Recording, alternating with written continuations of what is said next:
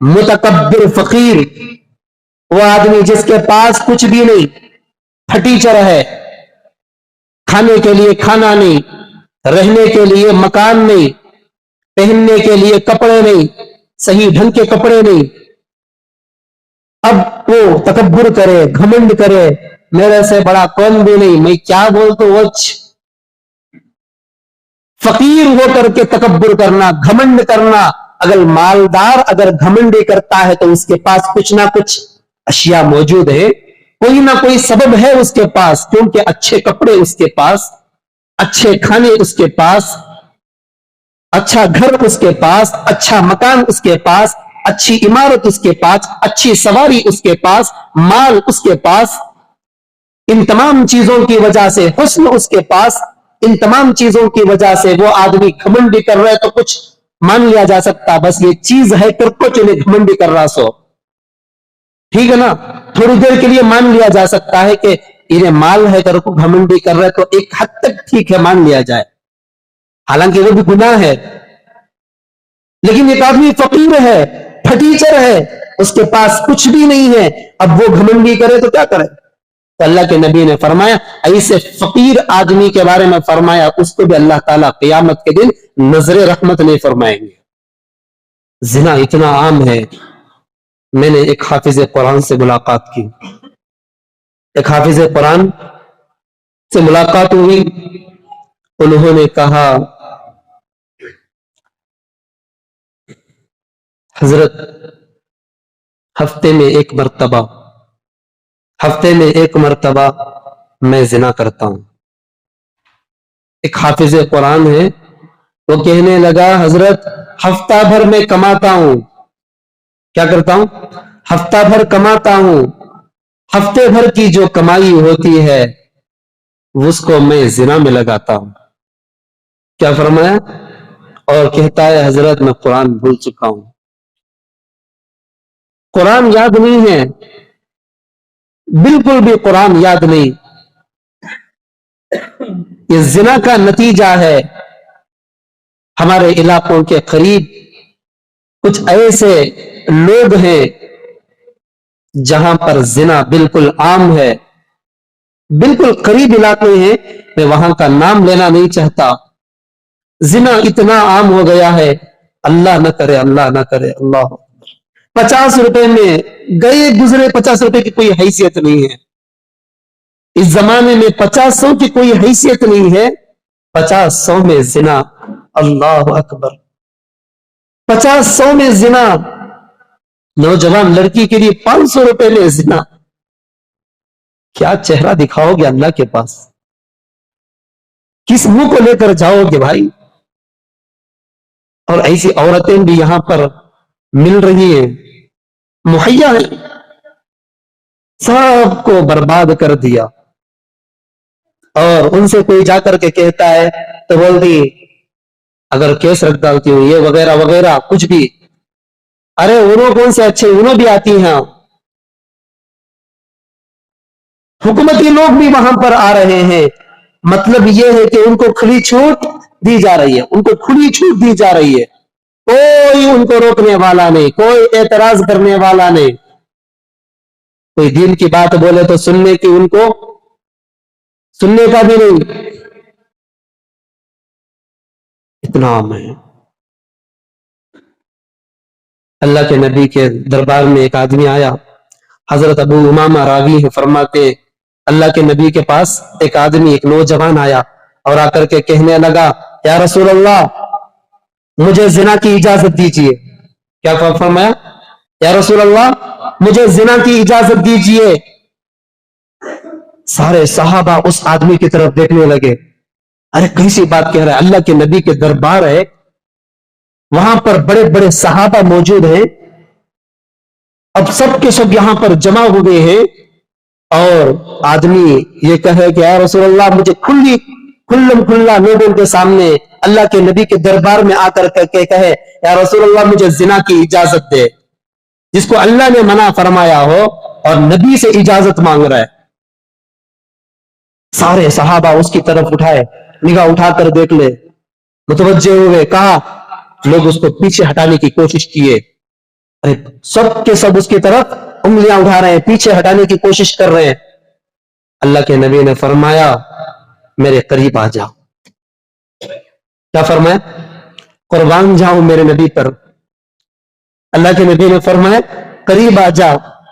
सहाबा उसको धक्के दे रहे, पीछे हटा रहे। अल्लाह के नबी कह रहे हैं कि करीब आ जा।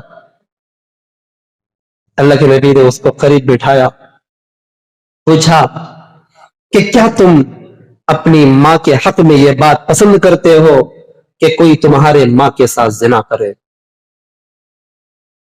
उस नौजवान ने कहा अल्लाह की कसम मैं ये बिल्कुल पसंद नहीं करता, खुदा की कसम मुझे ये बर्दाश्त नहीं है। अल्लाह के नबी पर कुर्बान जाऊं फरमाया तो लोग भी, अल्लाह के नबी ने उस नौजवान से फरमाया तो लोग भी पसंद नहीं करते कि वह अपनी माओं के साथ कोई जिना करे।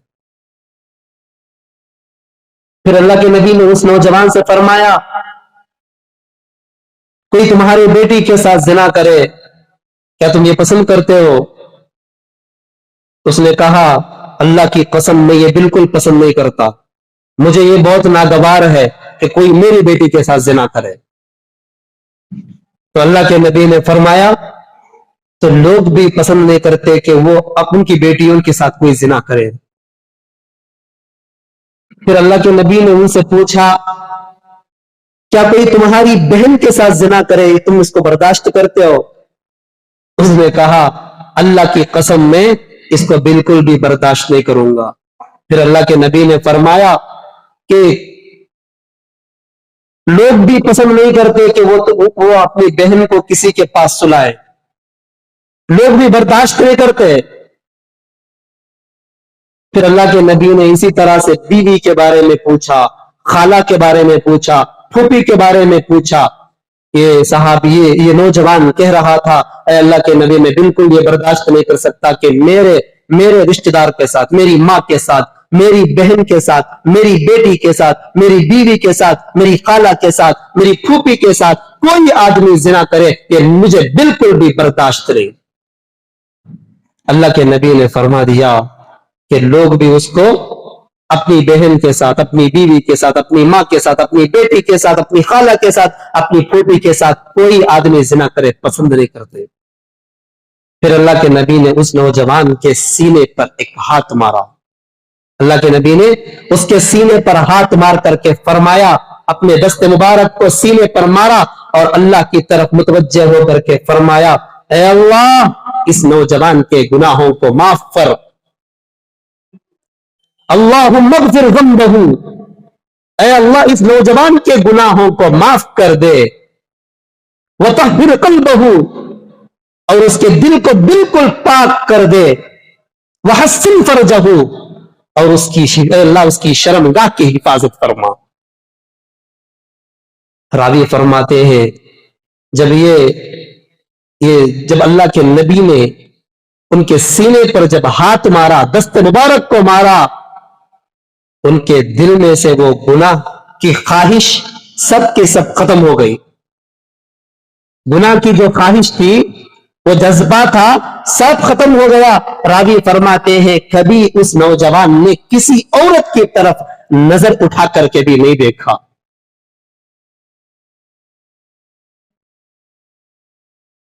जिना की सजा तो आपने सुनी है।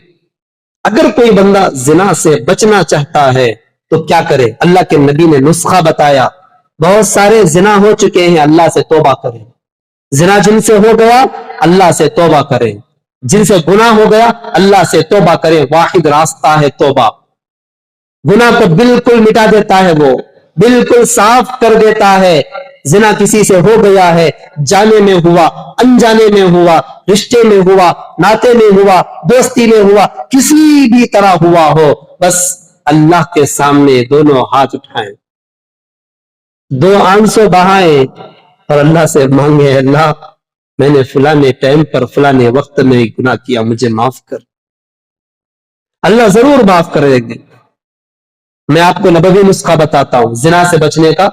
नबवी नुस्खा अल्लाह के नबी ने फरमाया ऐ नौजवानों, अल्लाह के नबी ने फरमाया ऐ नौजवानों, तुम में से अगर कोई ये ताकत रखता है कि तुम निकाह कर सको, तुम्हारे अंदर इतनी कैपेसिटी है, तुम्हारे अंदर इतनी ताकत है कि तुम निकाह कर सकते हो, तो अल्लाह के नबी ने फरमाया तुम उससे निकाह कर लो।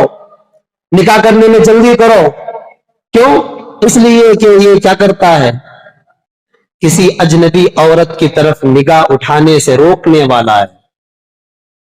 आगे अल्लाह के नबी ने यह भी फरमाया मन इस्तता मिनकुमुल बाअता, अगर तुम में से कोई ये ताकत नहीं रखता, अगर तुम में से कोई ये ताकत नहीं रखता कि वो निकाह करे, निकाह करने के लिए उसके पास चीजें मुहैया नहीं है, माल नहीं है, उसके पास माल मौजूद नहीं है, और बीवी के लिए मकान का इंतजाम करे, ये उसका हक है। बीवी को मेहर देना पड़ेगा, वो उसका हक है, और बीवी के लिए मकान का इंतजाम करना पड़ेगा, और उसका हक है। अब उसके पास इतनी ताकत नहीं है, तो अल्लाह के नबी ने फरमाया फलियसुम, चाहिए कि क्या करे, वो रोजा रखे, रोजा रखे। ये नबवी नुस्खा है गुनाहों से बचने का, जिना से बचने का नबवी नुस्खा है। अल्लाह के नबी ने फरमाया जो बंदा गुनाह से बचता है, जो बंदा जिना से बचता है, क्या मिलता है उसको, दुनिया में क्या मिलता है वो आपको बताता हूं, आखिरत में क्या मिलेगा वो भी बताऊंगा।